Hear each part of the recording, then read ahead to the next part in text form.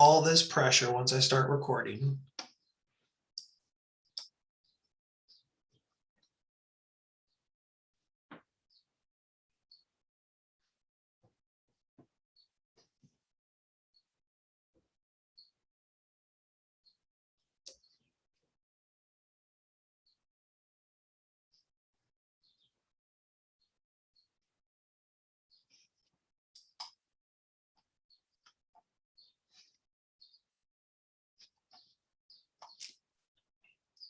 Amanda jumps on here too. Wow.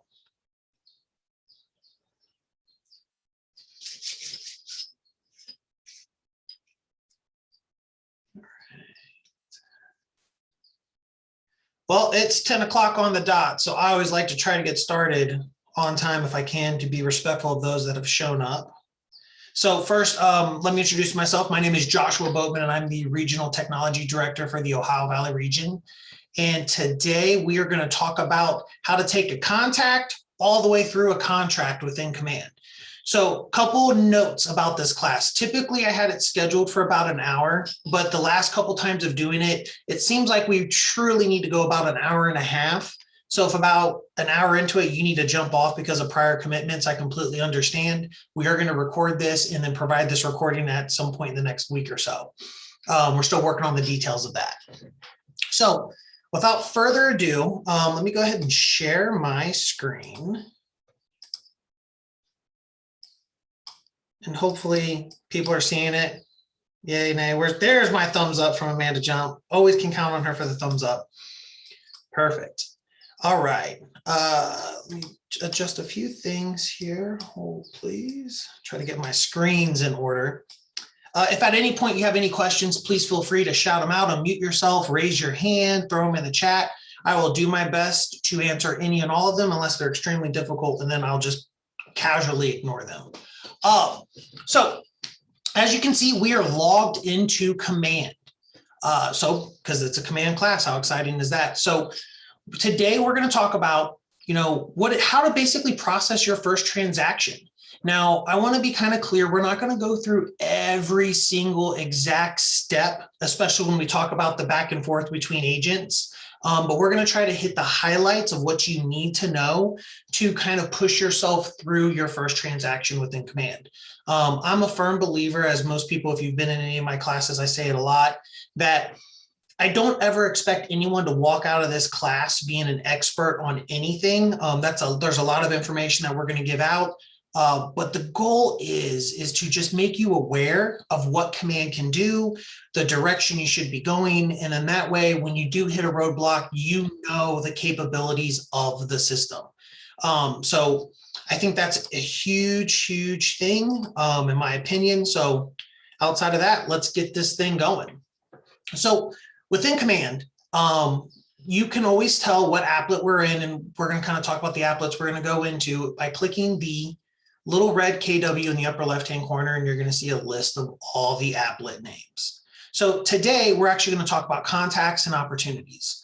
Now, for those of you who have learned anything about Command, opportunities is kind of where the show begins and ends, right? This is where you're putting your transaction information.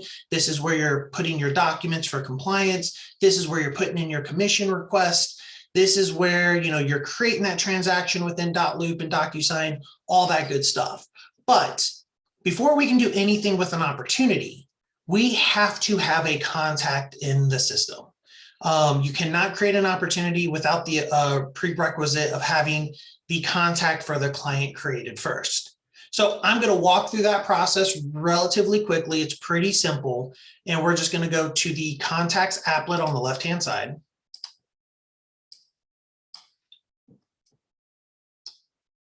And it's going to pull up a list of all my contacts. And then if we look in the upper right-hand corner, I have the add contact option. So I'm going to go ahead and click that. So now, one of the things I just want to quickly point out when it comes to adding a contact within Command, the only required piece of information will be the full name. You do not have to add any other piece of information other than the full name. Obviously, we want as much information in here as possible, especially when we're dealing with a transaction, because there's some really cool things we're going to talk about as we kind of go through the transaction. That will be really nice for you to be able to save yourself some time. So in this case, we're going to have a buyer today. His name is going to be James Todd Smith. And James, we're just going to give him the email of that, just so that way I can track him. And then we're just going to go ahead and create the contact.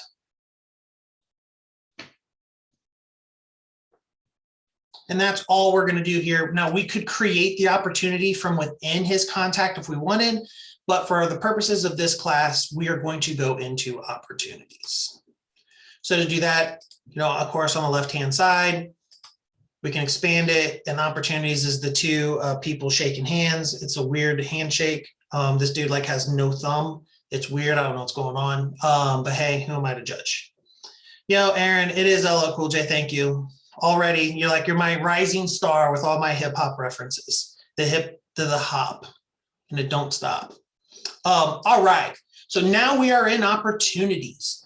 Now we're not going to delve too deep into the actual function of everything within opportunities, because this is just to try to get you the information you need to process your transaction. And we do have an opportunities class where we delve deeper into it. But the things I do want to quickly point out is that within opportunities, we do have 3 pipelines, right? We have your listings, your buyers, your leases. This is extremely important as we go and we create the opportunity. We want to make sure that we are identifying this opportunity the right way, right? That we want to make sure that we're putting it in the right pipeline so we can kind of track our business. The other thing I want to quickly point out, within each pipeline, we have what we call phases. So we have cultivate, appointment, active, under contract, and closed. Those are the standard 5 phases of a deal, right? At one point, a listing can be cultivated. You schedule an appointment to go out and try to get that listing. Then it becomes active, and then it goes under contract, right? And then inevitably, hopefully it closes. That's the goal in the end of the day. Within each phase, there are stages that we're going to kind of talk about a little bit as we kind of work through the transaction. But we're not going to delve too deep into them. I just kind of want to point that out, that those are going to be some of the terms we're going to use. So to create an opportunity, we're going to click the create opportunity button in the upper right-hand corner. And we are going to have a couple options here within this opportunity modal, right? First, you're going to see your market center.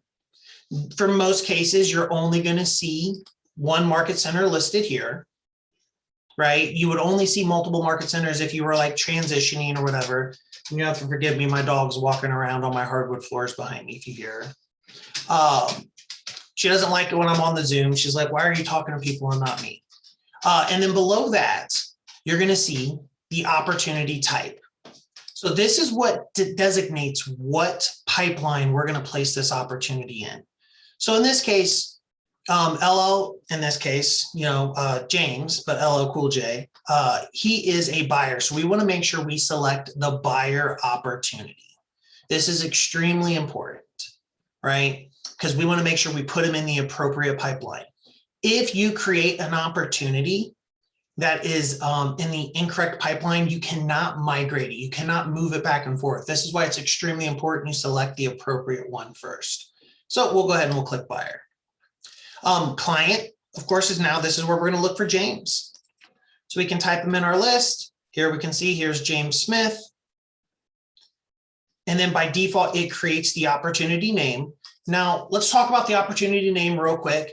If this was a listing, it would always be a great idea to immediately put in, the property address of the listing, because you know what that is, right? We know what that address is because it's a listing, right?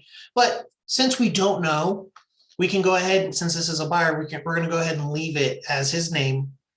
And I'm actually just going to do Todd in the middle, because you know what? James Smith just sounds generic, but when you put the Todd in there, that's how you know it's LL Cool J. Then we're going to put buyer in there. You could add a co-buyer here as well, but we're, James is buying this property on his own. And then of course, owner is just going to be us. If we were on a team, keep in mind, if we were on a team creating this opportunity, we'd see the team name up here, and then the actual owner would be the team. So kind of keep that in mind. Down here are custom tags. We're not going to talk too much about, other than like opportunity tags can be used for a lot of really, really cool things. They can be used to track, what title company, what mortgage company. If you start to create custom tags to do that, you can identify what is going on with the deal. Estimated close date, we're going to leave nondescript here because we don't know yet. We haven't even written an offer. Time frame, it's just a basic things like, hey, are we trying to buy within the month, 3 months, 6 months? Let's say he's going to try to buy within a month. And then budget, I think, is always important, even if you don't know exactly what it is. Even if they're not pre-approved yet, which obviously we hope they always are, you want to put that budget in here, because this is what is going to help Command give you the idea of what your potential income could be within your specific pipeline. So I always like to use $350,000 because it's already typed in there for me, and I'm, don't like to type in things I don't have to. And then requirement here is your commission. This is extremely important. Whatever you believe your commission to be is going to be here. Now, obviously, this can change depending upon the deal, right? If you have a buyer, you're kind of at the mercy of what the seller is offering, right? So it could be 2.5%, but since we don't know that yet, we haven't written an offer yet, we'll just put in the designated 3% because that's what we're shooting for. And then you'll notice we have the 3 phases listed here. You cannot create an opportunity and immediately place it under contract or closed, right? We can do cultivate, appointment, and active, right? So in our cases, we're going to start off with cultivate. And then within each phase we select, we're going to see the name of the stages. So for instance, within cultivate, we have watch, nurture, hot. If we were to select appointment, we'd have scheduling, scheduled, kept. So we're going to plug him under cultivate because he's interested. I picked up his name. I actually haven't done anything with him quite yet. I'm just creating that initial opportunity. And we're going to go to hot. We're going to click create. All right. So now this takes us immediately into the opportunity. And hold on one second. My dog is whining out.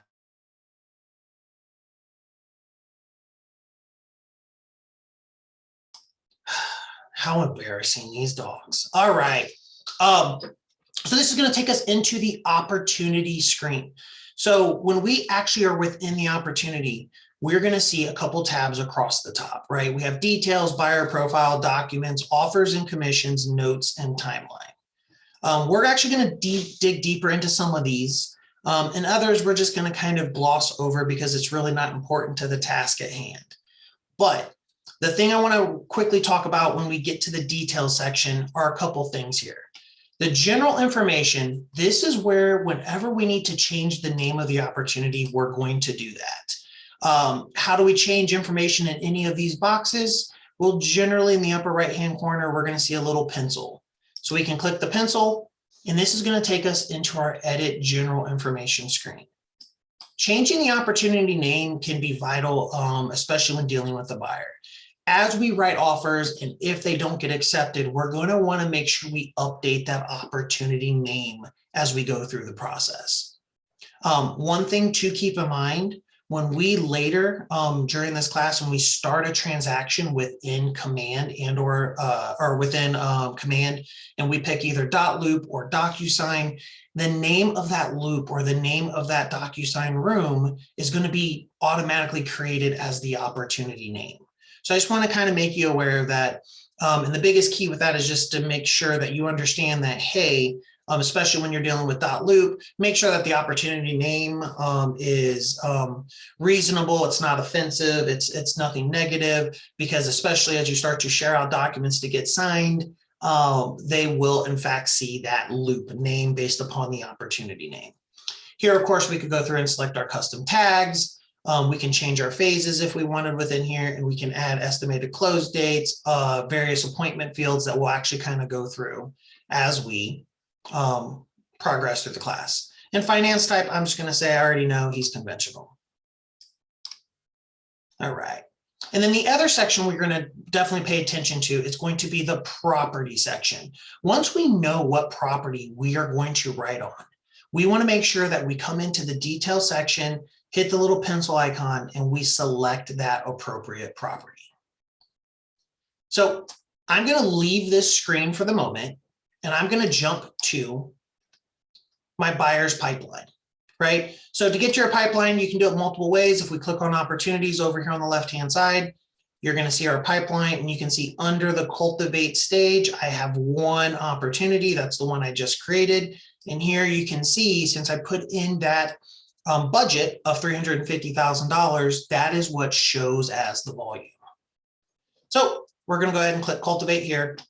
And now we're going to see our opportunity pipeline, the cultivate section, right? So here you can see I have James in here. Let's sit there and let's say that I just kind of got his name. Maybe it was through a Facebook lead. Maybe, you know, I've had some kind of conversations with him, and he wants to do a buyer consultation, right? So he wants to, like, hey, let's sit down and you walk me through this buying process. What exactly should I expect? What should I be doing? What shouldn't I be doing? Help me out with this, Josh. So the first thing I'm going to do is move James from the cultivate phase into the appointment phase, right? Because we're talking about appointments now. Cultivate is I'm trying to grow that relationship. We haven't actually had that chance where we have that appointment to talk about a transaction. So now we're going to move James into the appointment phase. So to do that, I'm going to grab these 6 little dots over here on the left-hand side. And I'm going to hold on to that card, and I'm just going to move it until I see appointment turn blue. And then I'm going to let go. And now we've dropped that card into the appointment phase. So now if I click on appointment, it's pulled me into that phase, and it's dropped it into the very first stage of the appointment phase, right? Scheduling. So this is where I am talking to James. I'm reaching out to him. And like I said, yeah, let's meet, you know, Tuesday. What's good for you? Oh, that's not good for you. Whatever it is, we're having that conversation. We're trading those text messages, funny emojis, maybe a couple GIFs here and there, or GIFs. I don't know where you guys fall. I think it's GIF. Some people say it's GIF. You know, I think it's debatable. But now we're going to take James, and now we've scheduled that appointment, right? So the first thing I'm going to do is take James, move him over into this scheduled stage, right? Because we want to track all of this information, right? We want to track what we're doing. We want to be able to see at a glance where our business is. And then once I move him into scheduled, I'm going to click the 3 little dots. Yes, I know it's called an ellipses or something like that. I like 3 little dots. It's easier for me to say. We're going to click on that, and we're going to click view details. And this is going to take us into the detail screen we were in before. So the first thing I want to do, once I have an appointment scheduled with James, right? And we're just walking through this, and imagine this would be the same process if this was a seller. We're going to click the pencil, and under appointment scheduled, I'm going to put in the date of when I scheduled the appointment, not when it's for, but when I scheduled the appointment. And it's going to be very important as we kind of go through this process to make sure that we're updating these specific date fields. Because if you utilize the goal tracking within Command, where basically you can put in your goal of, you know, I want to make $400 bazillion this year. You know, Command will help you figure out, based upon your conversion rates, what kind of business and what kind of transaction numbers you need to hit to make that possible. So, and one of those is going to be when you schedule an appointment. So if we schedule our appointment today, and it's going to be for Wednesday, right? The 31st, you know, we scheduled our appointment. I'm going to hit save, right? And then if I want to jump back to that particular phase of the buyer pipeline, in the upper left-hand corner, I can click buyer appointment, and it takes me back here. So now stay with me here as we kind of walk through this process. We're going to now have our appointment with James. And if he kept that appointment, he didn't make up some excuse, he didn't answer the door, you know, when I rang the doorbell, right? We actually had a face-to-face. Maybe he met me at the office, whatever makes the most sense for your business. Once he kept that appointment, then I'm just going to move this card to the kept. And then once again, yeah, if you can imagine it, we're going to go back into the details, the 3 little dots, the view details, and then we're going to go in to the pencil, and then under the appointment date, we're going to say, hey, this is actually when we had our appointment. We're going to hit save. It's perfect, right? That's exactly what we want to do. All right, so now things are getting serious. We kept the appointment. Now we're setting him up on a search, right? He's an active buyer. I've set him up on an MLS search. You know, he's done all the things that I've asked him to do. He's gotten pre-qualified, you know, whatever makes the most sense for you guys, right? That's always going to be key. Whatever makes the most sense for your business. This isn't exactly what you need to do, but then we're going to go ahead and we're going to move, you know, LO, we're going to move him to the active phase. And now we're in the searching, right? We're searching. You know, so this is us. We've set him up on an MLS search. You know, he's seeing properties, you know, all those good things, right? He hasn't found anything he likes. Well, once he does, I can then move him over to the showing stage, right? Now we're showing properties, right? Pretty simple, pretty awesome, all that good stuff. Now let's say James has a property he wants to write on. Well, I'm going to go ahead and I'm going to move him over to the negotiation stage. And I'm going to go into the view details here.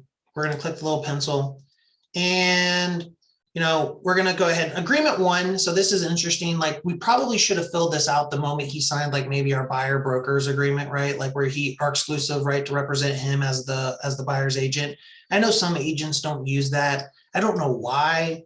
But you could definitely fill that out. We could say, hey, maybe he signed that on the same day as well. All right.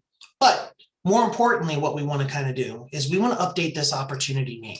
If we know he has found a property he's going to write on, we're going to want to do 2 things. We're going to click our little pencil. We're going to go to the opportunity name. And I, of course, would still leave his name as part of the opportunity. But in this case, I'm going to write on my rental property, Greenfield Way, just because I always know that address. And this is the property he's going to write on. And we're going to go ahead and hit save. So you can see we've changed the opportunity name. Now on the right-hand side in this property box, we're going to click the pencil. And now we're going to locate our property, right? So this is an interactive search. We start typing it in. Based upon your location, the information you're plugging in, it's going to pop up. So here it is, 6321 Greenfield Way. It plugs in all the needed information. So I'm going to go ahead and click save. Very important. We update that opportunity name with every offer, and we make sure we change that property with every offer. So as we kind of start to work from left to right, let's go ahead and click on buyer profile real quick. Just to give you an idea of what this is, this would be connected to you if James had downloaded your app, right? If LL Cool J had downloaded my KW app and selected me as their agent, there are some unique things that I can do within this section. I could create a custom checklist for them. I could check off different things within the buyer process if I create a buyer's guide within Command. All stuff that's really, really cool.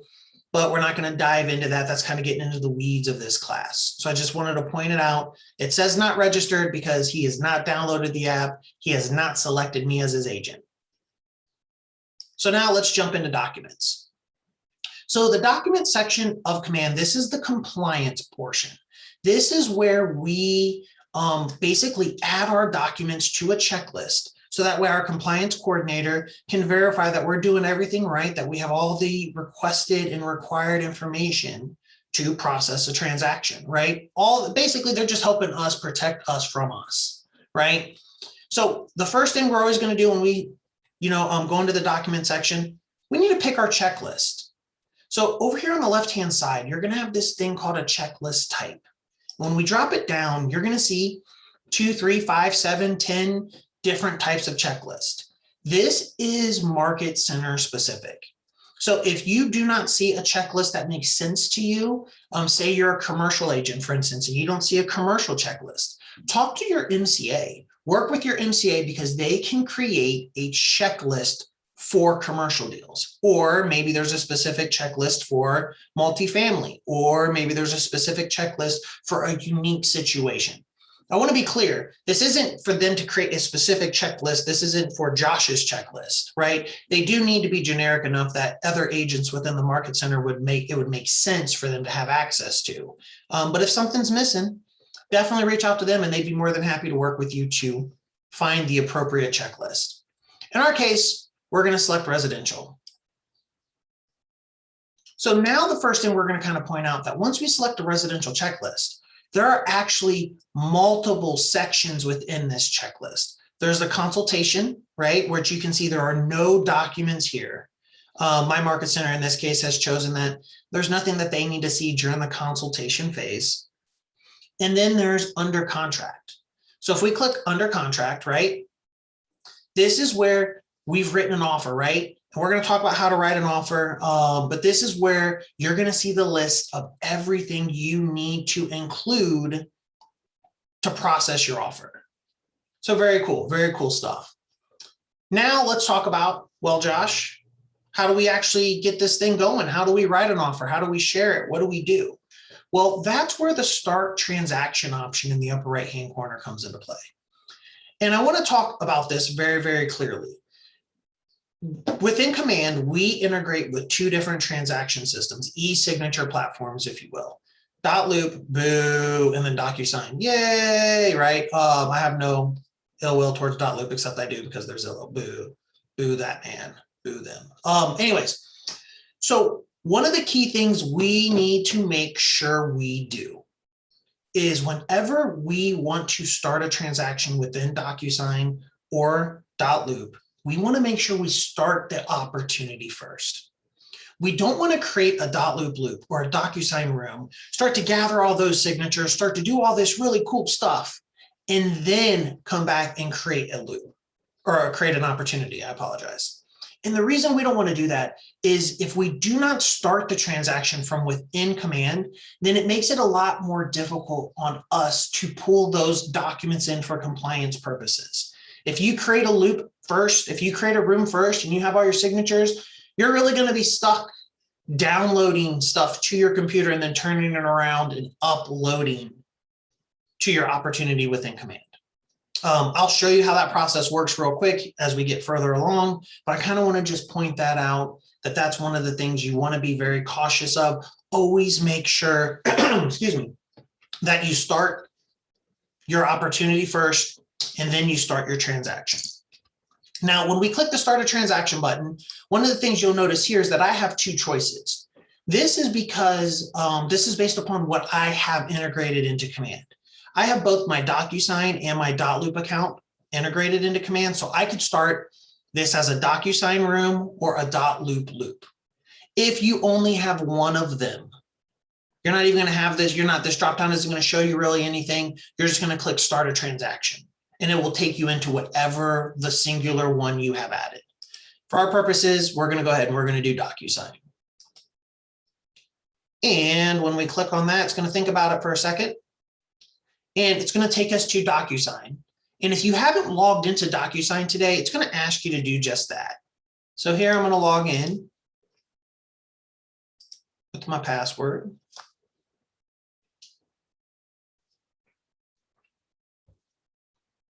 It's going to take us directly into the room.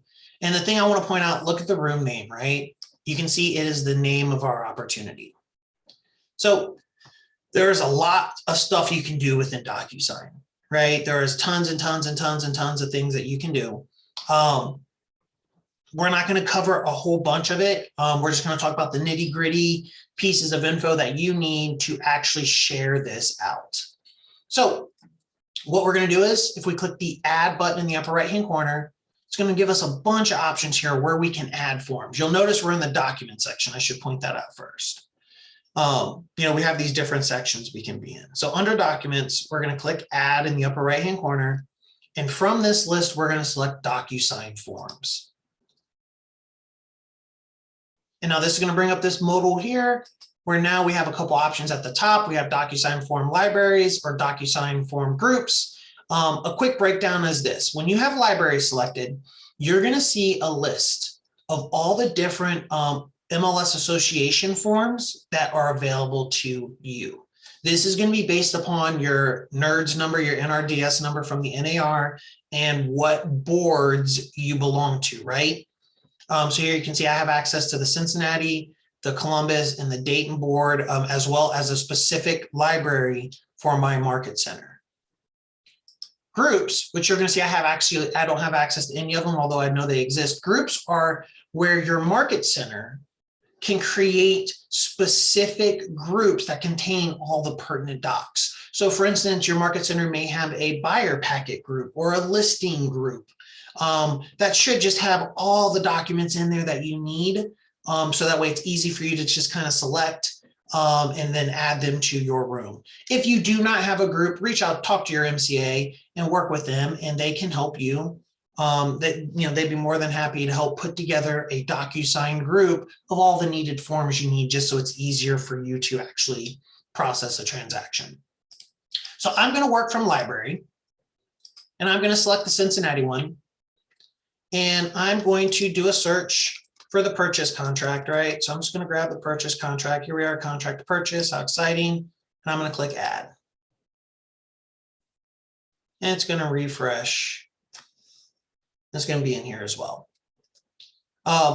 You may actually not have the list view. So there's actually two different ways you can view documents within the Docusign room. You have what they have, like this grid view, this page view, where you see the individual documents. On the right-hand side, you can click the list view, where you can kind of just see things as a list. I like the list view. I don't like the grid view. So that's why mine looks this way, just for your references. I'm going to go ahead and do add one more time. And this time, I'm actually going to select something from my market center specifically, and I'm just going to plug in the consumer guide, just so that way we're kind of clear, right? Pretty simple. So once we have all the pertinent documents we need to fill out, we're going to go ahead and we're just going to click on one.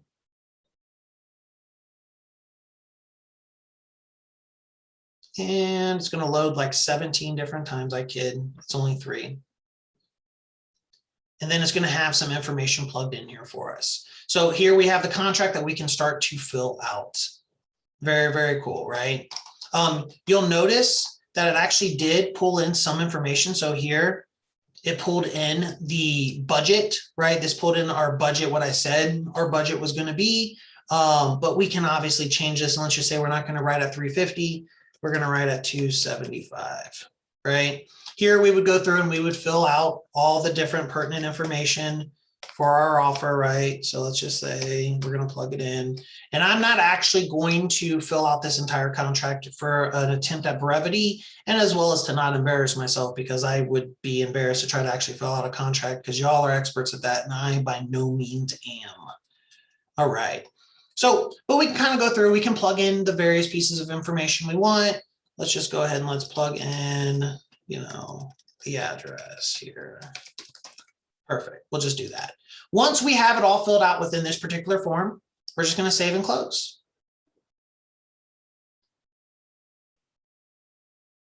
And then, of course, we can do the same thing for the consumer guide if we needed to go in here. Generally, within the consumer guide, there's nothing to fill out, but you're going to want to go through and fill out each individual form. Why didn't the address pull over? So in some cases it does, and in other cases it doesn't. So one of the things to understand, Debbie, is that it's not a perfect integration, and this is kind of going to be one of those things where this is actually on a list that I've already submitted to have them look at. It's just because Docusign hasn't mapped everything 100% correctly, if that makes sense. As you can imagine, there are tons and tons of documents that they go through and they template out. So one of the things that I would always recommend to every agent is as you're filling out your information on a document, if things aren't transferring over properly, definitely don't ever be afraid to reach out to your MCTT within your market center to talk to your MCA, because those are tickets that we can create not only on the Docusign end and say, hey, this isn't mapping correctly, but also on the command end. So, it's kind of one of those things, like you have to be kind of our eyes to let us know when things are working the right way and when they're not. Hopefully that kind of helps. So we're going to go ahead and click save and close. Now, the really cool thing is, if you notice though, it didn't pull over from command, but when I plugged it into the contract to purchase and I filled in that information, it did update the details tab of the loop. So when I plugged it in here, it updated the detail tab of the loop, or of the room, sorry, stinking dot loop in my brain. It's brainwashed me in the room. And that's why it was filled out within the consumer guide. So the really cool thing about what we do within Docusign, especially, that as you fill out sections of a form, it will autofill any connecting forms that you add within the room. So hopefully that, kind of alleviates some concern.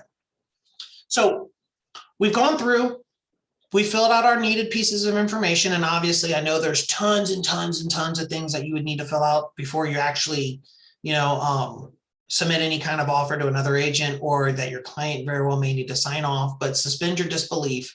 And we're going to just share these to LL, and we're going to see if he can sign these for us. And I'm going to kind of walk you through that process just so you can kind of see it.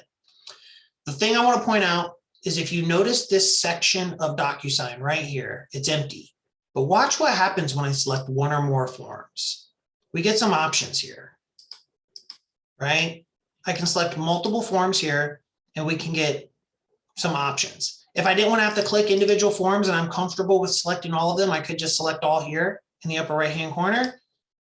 Phenomenal thing, right? Exciting.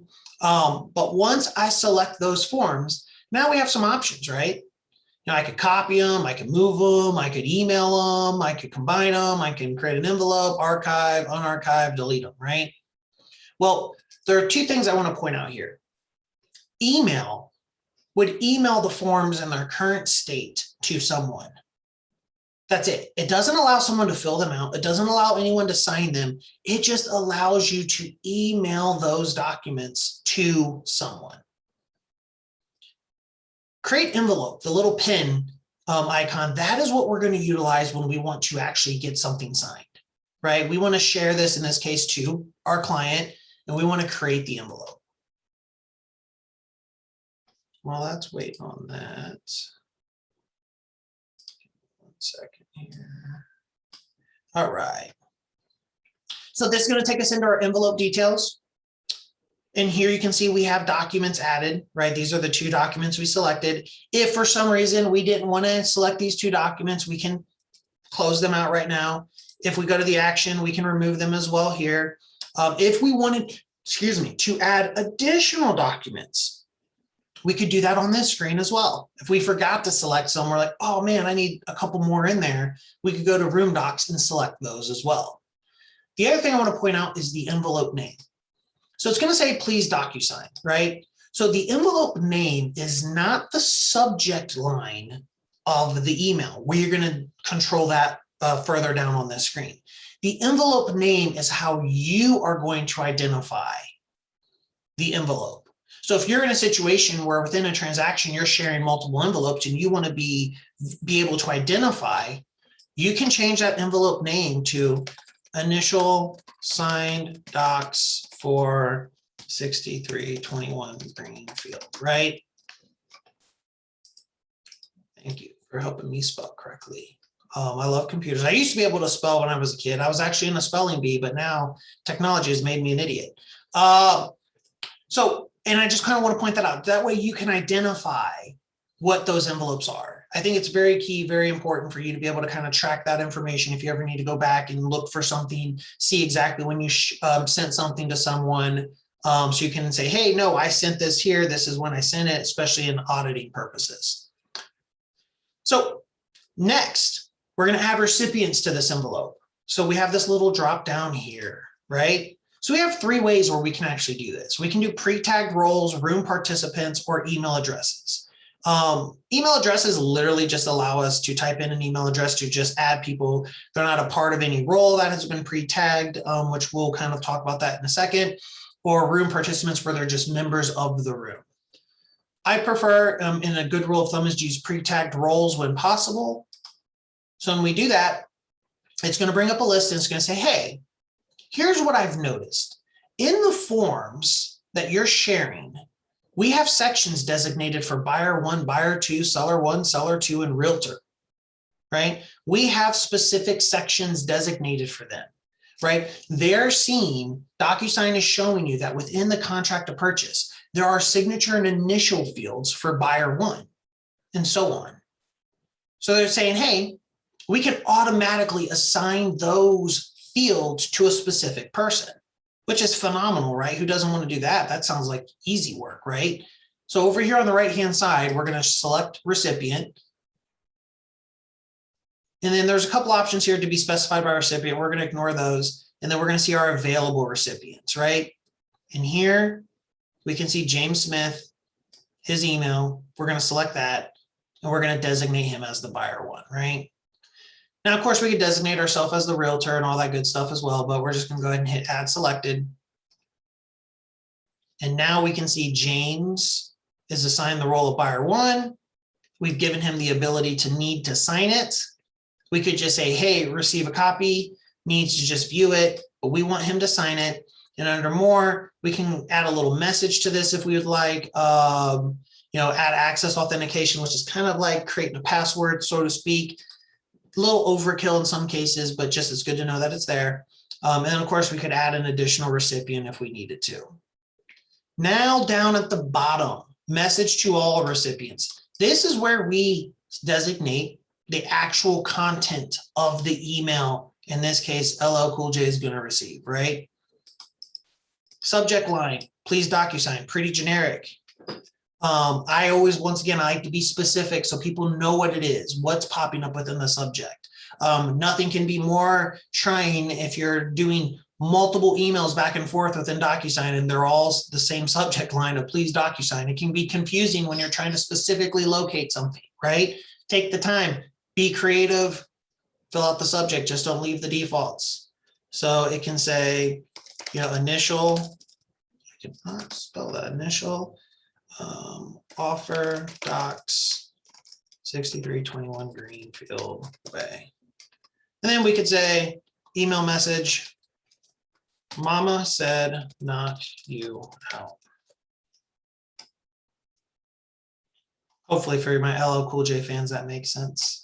That's back when he actually was an artist. He was actually a good artist at that point. I digress. I'm not going to review his entire catalog, although it's been rough. So now in the upper right-hand corner, once we have all this information filled out, we are going to click next. And now when we click next, this is actually going to take us out of the DocuSign rooms. And now it's going to migrate us to the DocuSign e-signature platform. So within DocuSign, there are two sections, right? We have the rooms, we have the platform, or we have the e-signature, right? This is where we designate where people want to sign. And because we use the pre-tagged roles, here you can see it's already assigned James the yellow role. This is where he's going to initial, and this is where his date signed date will show up. On this screen, we do still have the ability, if we needed to check a box because we didn't on the form, we're like, oh man, you know what, I could still drag over a checkbox, right, off this left-hand side. And I wanted to check right here. I could double click on it and we can check it, right? We can still make some changes to this document. And this is important as well when you pull down disclosures, right? And say you have your property disclosure, you have your lead-based paint disclosure, whatever it is, and you bring those into DocuSign and you need your buyers to sign off on that. From within this e-sign platform, right? You will be able to scroll to that document and then drop in signature fields, initial fields. If you want to, strike something out, you have your little pre-fill tools and you can drag your little line over here and we can drag it around, strike stuff out, right? Kind of just cool. If you add something and you didn't mean to, you click on it, you click the little delete. What I like is you can change the color. Where's the green color? I always feel like it's always red, black, and blue. Why is there not a green? Why is there not an orange? I'm going to start a change.org. And I think orange should be a valid strike through color. Why not? We're going to go ahead and we're just going to delete that. So this just is our last attempt to make sure everything looks good. Everything's been assigned to him. So we're going to see where James is going to sign. At any point, we can click Recipient Preview. And we're going to kind of see what they're going to see, right? So we can kind of go through here and we can even click on it to see what it looks like where the signature looks like, right? This is not actually us signing anything. It's just previewing what our client is going to see. What's really neat about this, here you can see we're in the desktop view if they're signing from a computer. If we click the tablet view, it's going to try to load the mobile view for us. We can kind of see that if it will load. Maybe I shouldn't have clicked on it. Because you also have the little cell phone view as well. So you can kind of see what it looks like if they're viewing it on their cell phone. Just kind of a cool thing that you can kind of just see, right? And we're going to go ahead and click the X. And when we're ready and we're happy and we're confident in all this, we're going to click send. And now it has sent this thing off to James. So give me 1 second here and we're going to try to see what it looks like when James gets it. But I need to pull up that email, so bear with me. And we're going to be going into my Keller Williams email. So bear with me if you see anything you're not supposed to see. This is high level region stuff going on here. You know, it's exciting times. It's exciting times to be the regional technology director. But here you can see, this is what James is going to see. He's going to get an email. It's going to say, hey, Josh Boatman sent you a document. Mom said knock you out, right? Great song. What a great song. James is just going to have to review this. It's not a big deal. He's going to click on it. Doesn't have to have a Docusign account. Doesn't have to sign up for anything. He just opens up the email. He clicks the little box. He clicks continue. And just like we saw with our preview, he's just going to go through and adopt an initial, right? He's going to go through. He's just going to keep on going. He's a machine. He's just going to go through the whole process, right? He signed everything. We're going to go finish. Now at the end, of course, it's going to say, hey, man, would you like a free Docusign account? It's super cool. You can just create a password, tell us your country of origin, and you'll be able to sign documents and see stuff you signed and all this really cool things, right? We're just going to say no thanks for now. Oh, close that out. All right. So if we jump back to our room, I'm going to refresh this screen in a second so we can kind of see. But the thing I want to point out that within our room, under our envelopes, here we can see we are waiting on others, right? So this is what's important, why we want to name our envelope, right? Hey, this is the initial signed docs for 6321 on this offer. We can see we're waiting for James. Now, if I refresh it, it takes a few moments sometimes, but now it's been completed, right? He signed it. We know we received these documents back, and I can go ahead and I can click on documents. And now we're going to see a couple things here. Excuse me. We're going to see our original forms, and then we're going to see our signed version. These PDFs, these are the signed versions. So this is a quick moment where I want to take a little bit of time, and I want to talk to you about the difference between forms and PDFs. Forms are what we downloaded from the Docusign Forms option. If for some reason in the future, this deal falls through and we're going to write on a new property, you do not need to delete these forms. You do not need to delete forms and re-add them. Because of the nature of the way Docusign functions, if you go into the contract and purchase and you just start to change the information for the new property, it will actually flow across all the different forms. Now, you may want to archive or delete the signed deals or create a new folder and, for the previous transaction, absolutely. But I just want to be very, very clear about that. A lot of people will go in here and they'll delete their forms and then try to re-add them, and that can cause a nightmare in of itself. Sometimes you do not have to do that. The forms are static. They can just, we're not static, but the forms are dynamic, I guess is the better word, right? It's the opposite of static. Those will change as you plug in details from other forms. So I just want to kind of point that out. Hopefully that makes a little bit of sense.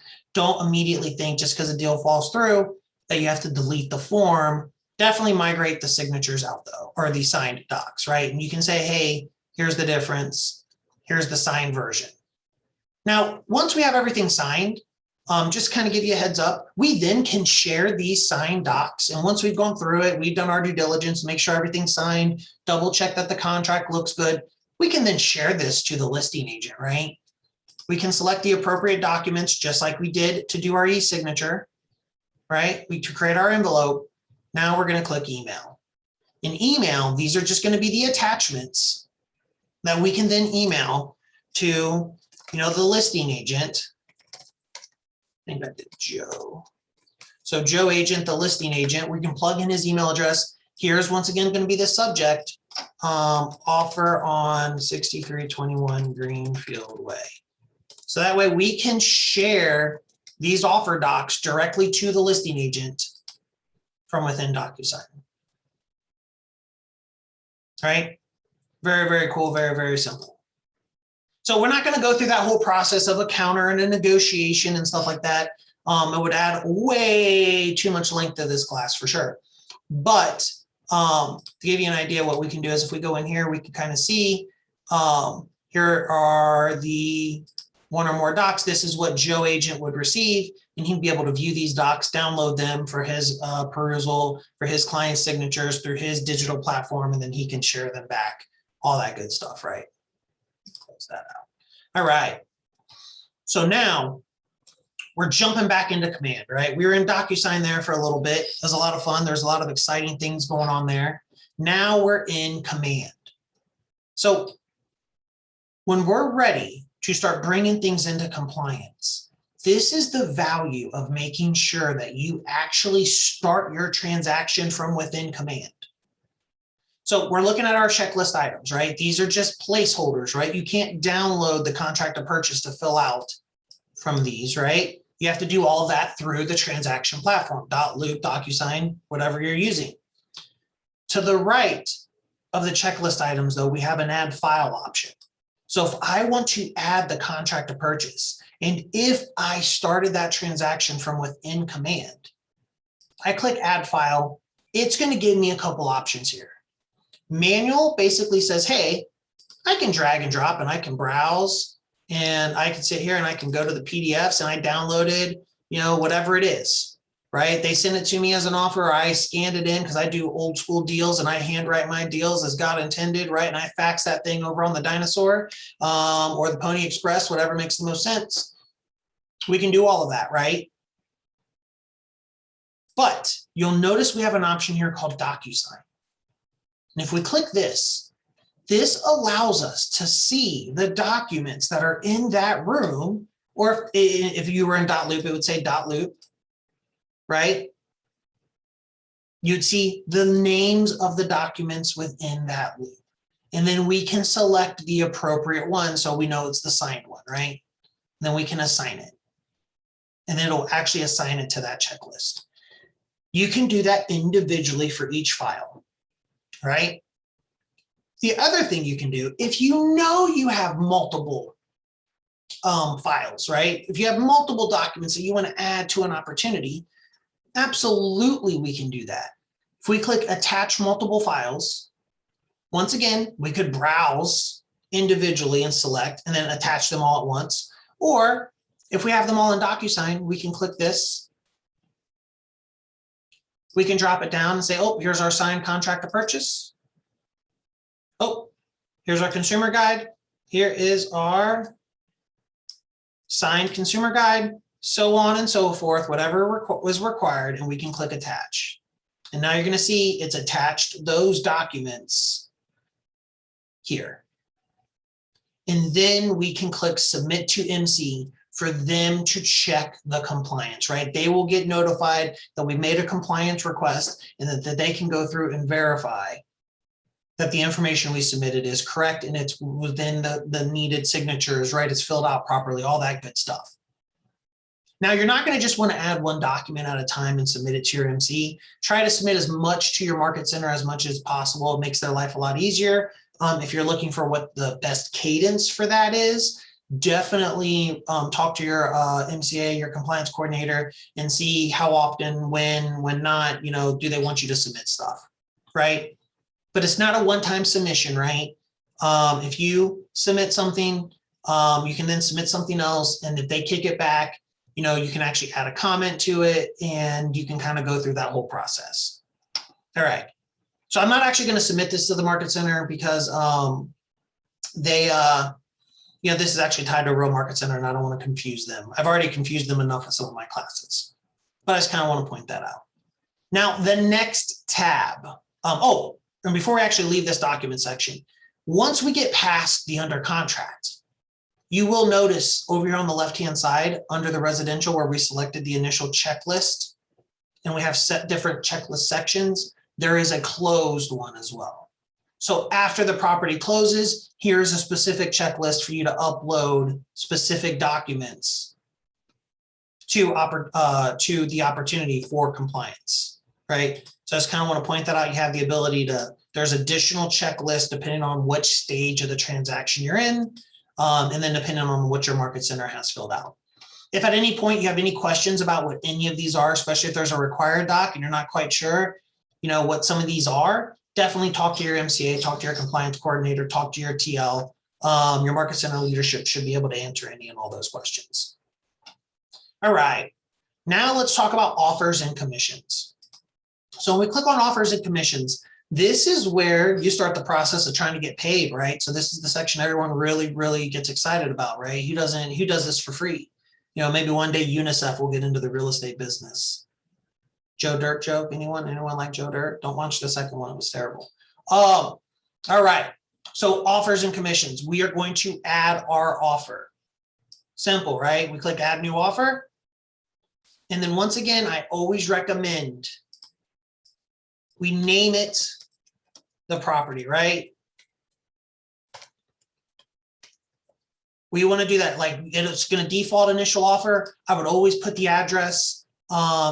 If this is a listing, if you're representing the seller, and you're adding the buyer's offers to it, put the name of the buyers, put the name of the buyer's agent. I probably would put the name of the buyers for me personally, but you want to be able to identify what this offer is tied to, because you can have offers, multiple offers within your opportunity. You're only submitting one and accepting one, but you can have reference and record of all these different offers. So we're going to go ahead and we're going to create an offer for this property. And now it's going to walk us through the offer screen, right? It's pretty simple. We have our initial offer name. If we misspelled something, we can change it. The offer date, we can say our proposed close date. When is that? Is it 30 days out? We have our property. We can search for the KWLS to locate the property. We can, of course, always start to type it in. And at one point, it's going to find it. Oh, it didn't find it. Oops.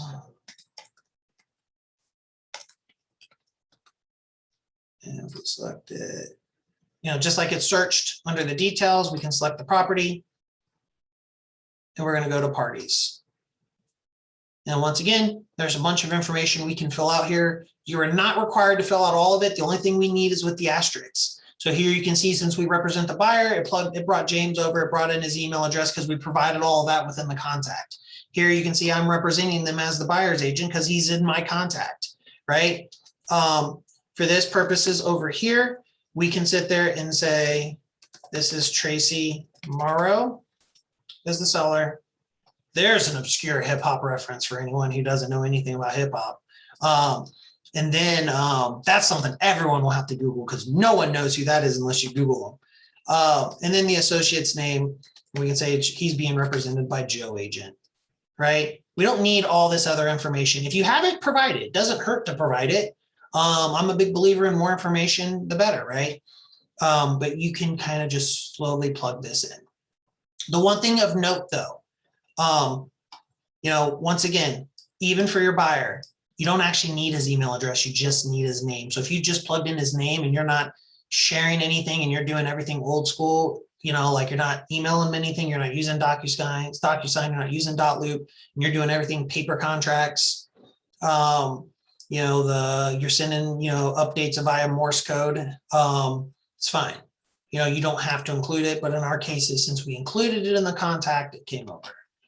So now we're going to click terms down on the lower right-hand corner. And this is just where we kind of summarize the terms of the deal, right? Our offer was for $275, right? He was his budget was $350, but we found something for $275.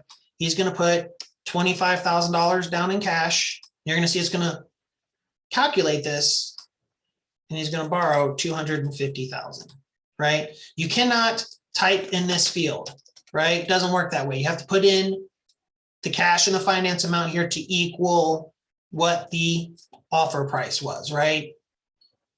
Then of course, earnest money. Did you want to do a percentage? Did you do a specific amount? We'll just say it was 1%. And then we kind of have these things down here, right? You have your option fee, which is kind of like a transaction fee if you're charging that, right? You can put in your termination options here. And then of course you have this key information. Is the seller going to contribute to a home warranty? Is the seller going to contribute to closing costs? Those are what those two values are there for. And then of course we have agent analysis. If we click in the lower right-hand corner, and this is you kind of doing the pros and cons of a deal. Now, from a buyer perspective, doesn't make that much sense, right? Chances are, you're not going to need to do pros and cons of an offer you're making on your buyer's behalf. So we can go ahead and hit save. But if we have a little time at the tail end of the class, I'll show you where this becomes extremely valuable when you're representing a seller. So we're going to go ahead and we're going to hit save. And now we can see here's our offer, right? We could accept it, reject it, right? And if this is the offer we're submitting to the market center on behalf of our buyer, like, hey, we have a deal, this is what we've submitted. We just go ahead and we click accept, right? Now we could, of course, if we changed our mind later, we can change the response, right? Excuse me. But once we accept it, we're then going to jump into manage commission. And now this is where we actually are going to go through and start to plug in and see how much dough we're going to make off of this deal, right? The first thing I always like to point out when we come to the offers and commission screen is over here in the right-hand corner. Generally a good rule of thumb, if there's something wrong, if there's an error of any sort on this screen, we're going to see it underneath the submit button. So here you can see, hey, wait a minute, you didn't put in the contract date. Oh, okay, cool. I can see it. It's right over here. I need to put in that contract date. So I'm going to go ahead and I'm going to hit edit general information. But first, I want to point out that you're going to notice that we have the sales price in here, right? We plugged that in on the offer. Here was the commission rate that we initially put in under the details tab, right? We said, hey, 3%. That's our standard. That's what we're hoping to get, especially when we represent a buyer. But sometimes that's not what a seller is offering, right? Sometimes it's 2.5%. And then you can see an estimate of what that commission is. I want you to see also that this total commission is also the same information under the payment section for the agent gross commission. So we're going to fix this contract date. So we're going to click edit general information. We're going to plug in the contract date. We're going to say, hey, we submitted this. We'll say, we'll do that, right? But let's say, because, we're representing the buyer on this property, the seller's only offering a buyer's agent 2.5%. Well, we can change that from this screen as well. So we're going to do 2.5, right? You can see it does the calculation for us. Now we can see what our commission on this deal is going to be. We're going to click Save Changes. The thing I want to point out to you, though, notice when we updated the general information with our commission, it didn't update our gross commission yet. And notice how we have this flag down here in the lower right-hand corner. It says, wait, whoa. There's an excess of $13.75. Somehow you think you're getting paid more than what the actual commission is. So to adjust this, we're going to edit agent payment. We do not need to type in that new value. We don't need to type in the 6, whatever it is. If we click calculate commission, it's going to adjust it automatically.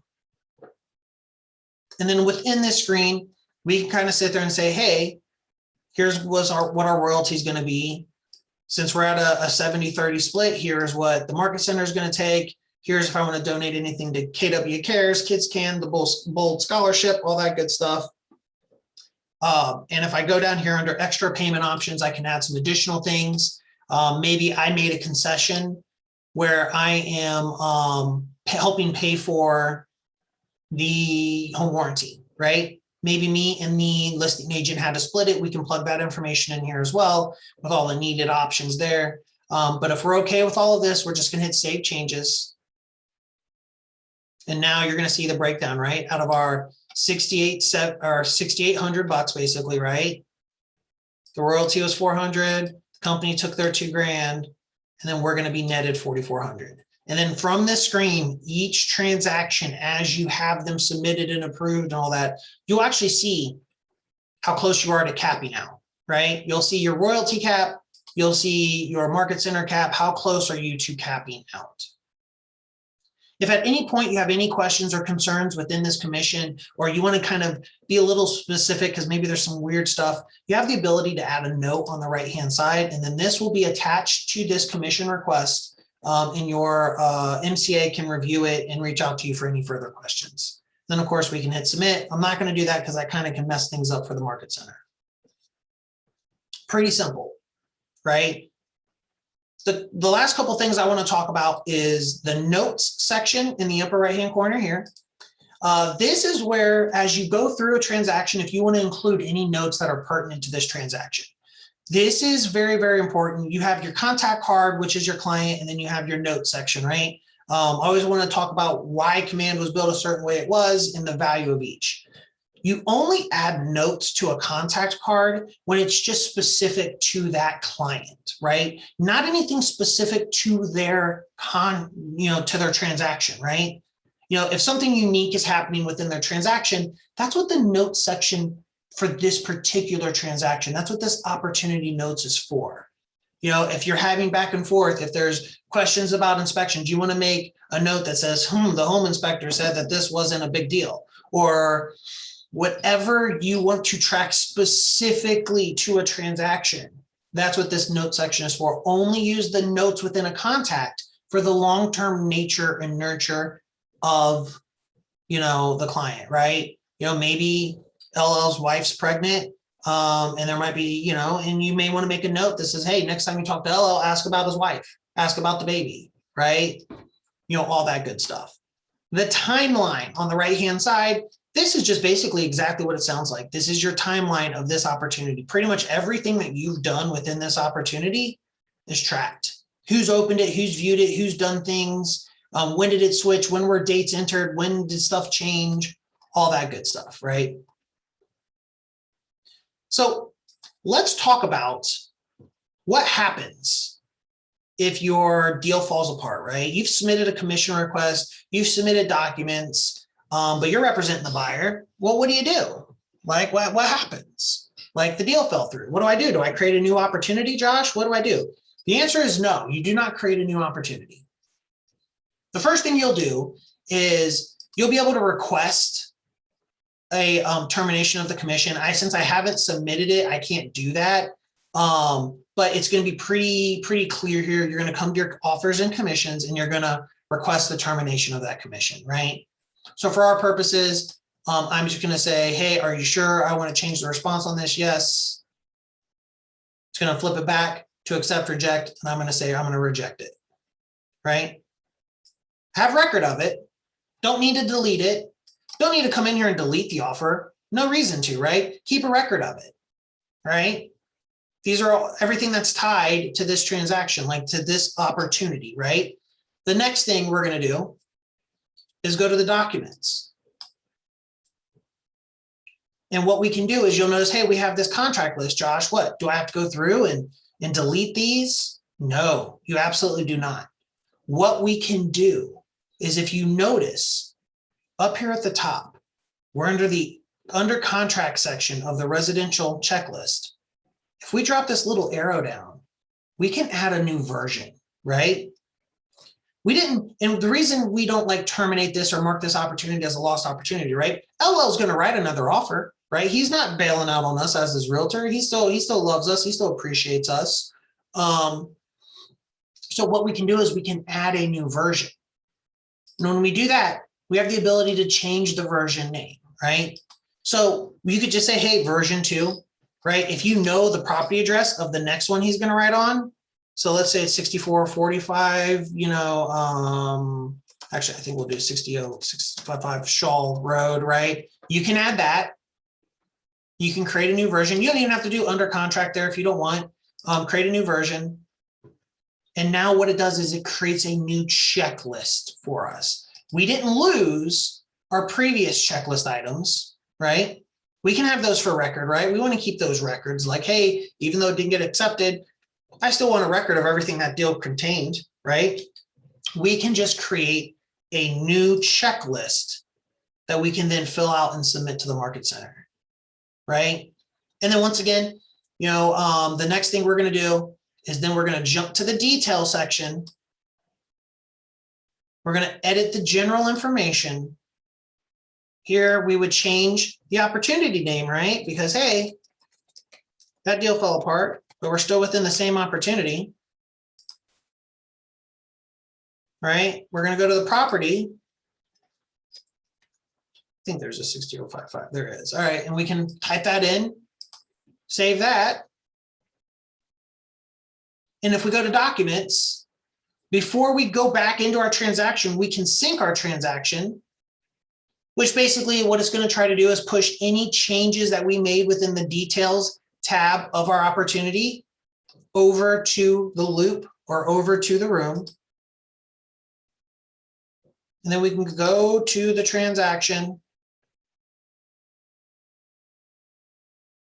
Now, the one thing it generally doesn't do, it's not going to change the name of the room or the name of the loop, right? That doesn't, once that's kind of set in stone, to change that, you could have to come to the details, and then you can kind of like, edit that information if you want. So it's not that big of a deal, but you then can use the same, we can go into our room, right? We can click on the stuff that was signed. We can just archive it. Yeah, we're going to archive all these things, right? We just click the buttons. Just from our handy dandy little toolbar, we have our little archive option, right?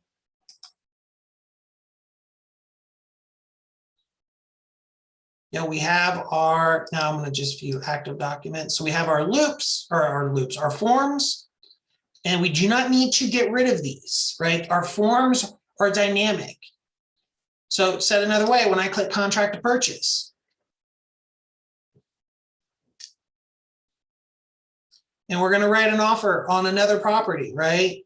Not that big of a deal. I come in here and I change the address and I go 655 Shoal Road, right? They say, obviously, we're going to go through, we change all this other stuff, right? Whatever it is. If I go into my consumer guide, fingers crossed, toes too, maybe the eyes. When I go in here, because I updated that, because all the forms are interconnected, it plugged in the new address here on the consumer guide. So that's the big key thing that I want to point out to you. You do not, when you see form, you don't need to delete the form. We don't need to click on the form and archive it or delete it to write another offer. Once we start to fill out information within forms, they will transfer across the other various forms. Obviously, you want to double check. You want to make sure that you're looking at these things, right? That you did this one, maybe long proration or short proration, or in this case, you know what? They wanted to keep the ceramic frog that was out front, and now there is no ceramic frog, right? Curses. We can kind of use this process, create an envelope, send it, signed it, bring it in to our new checklist, submit our new offer, and all that good stuff. So before I jump into one other thing, are there any questions about what we covered? I know we've covered a lot of information and we've done it in a short amount of time, but I'm hoping this makes sense as to what the process is and if nothing else, the value of making sure you always start your opportunity and then create your transaction from within it.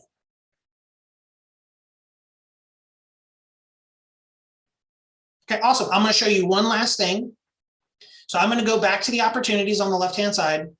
I'm going to go to the active, and I'm going to pull up this listing opportunity. And I want to kind of show you the true value of when you are able to utilize this offers section for especially a multiple offer situation. As you recall, when we submitted an offer, there was a couple sections there. One specifically was where you as the agent could designate the pros and cons of a specific offer. Doesn't make that much sense when you're representing the buyer, right? It's one offer at a time. But when you're representing the seller, you're getting multiple offers in. So if you take the time and you add each new offer, and here you can see I have 3 offers. One of the really, and you take the time to actually plug in the pros and cons, here's some really cool things you can do. First, you're going to notice we have this compare offers grayed out button. It's grayed out, can't do anything with it. If I select one offer, can't do anything with it, right? If I select any and all the offers that I want to compare, that button, well, at least one or two or more offers, right? That button is able to be clicked.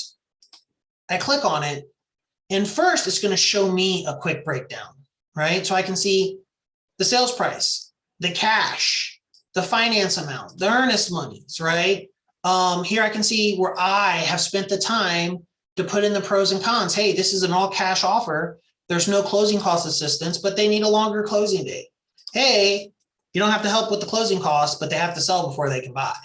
Ooh, they do not need to sell before they can buy, but they want higher closing costs, right? They want more help to buy this home. And then if you take the time to say, yeah, they're pre-approved and pre-qualified, he's a cash buyer, so it doesn't matter. And they're just pre-qualified.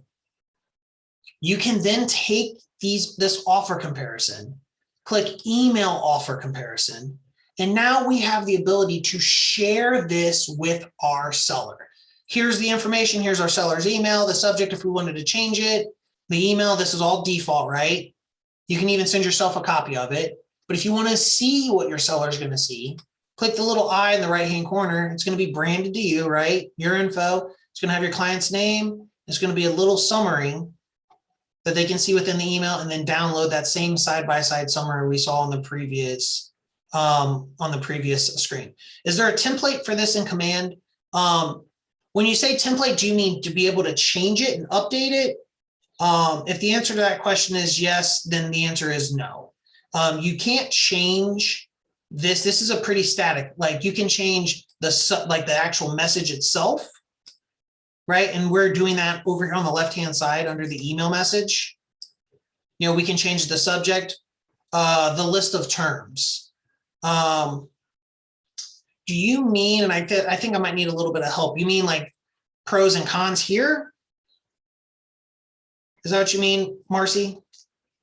Because generally the pros and cons are going to be you looking at each individual offer that came in, right? So you were submitted 3 different offers on your listing, and you're looking at each offer. And when you're adding in the offer itself, right, you're going add an offer, and we're going to say, this is Sam Buyer, right?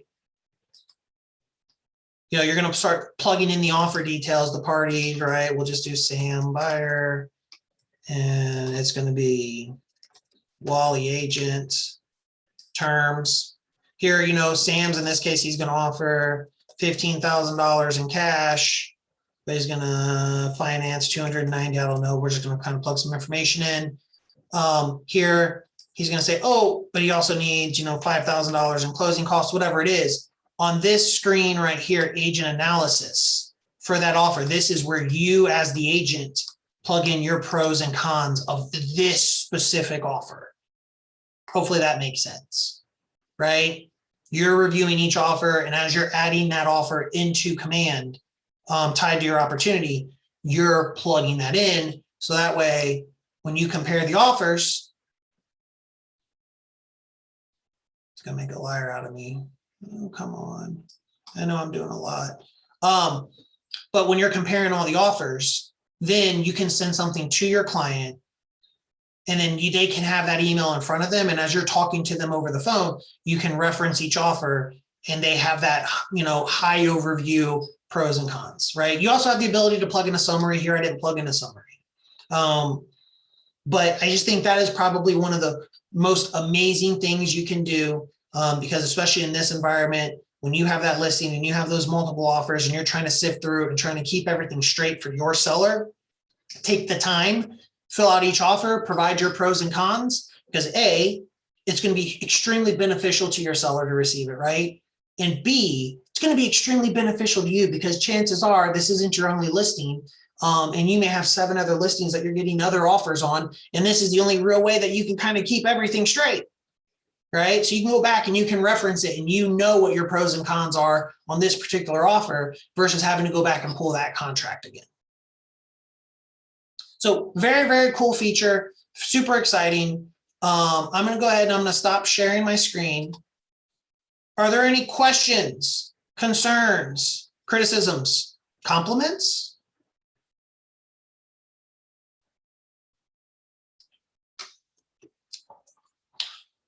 I'll give a few moments of silence to bask in the gloriness of this class and my ability to distill it in such a succinct way that no one has any questions. I know, that's why they brought me over. Awesome, appreciate the comments.